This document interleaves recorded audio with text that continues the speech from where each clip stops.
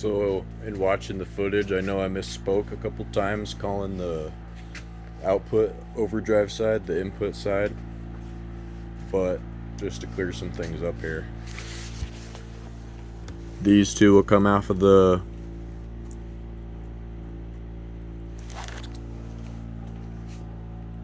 output side, overdrive. Just double checking here. My notes are right. Input side. So a clutch side. Clutch side, this 1 3/8 inch snap ring. This will come off of the tail shaft. This is a 20. This is like a 1 inch or a 25. Is that true? No, that's not true. It's one of these sockets.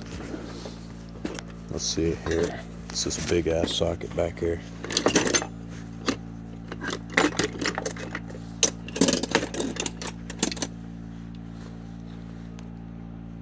Yeah, 1 inch. Hit that with the impact. You're gonna have to hold this with a screwdriver while you whack this, or else it will spin the shaft, you know. So everything else is, I didn't confuse that. You'll need a 14, a 13, a 12, and an 11 to do all this. 25 as well. Let's just make sure this is a 25.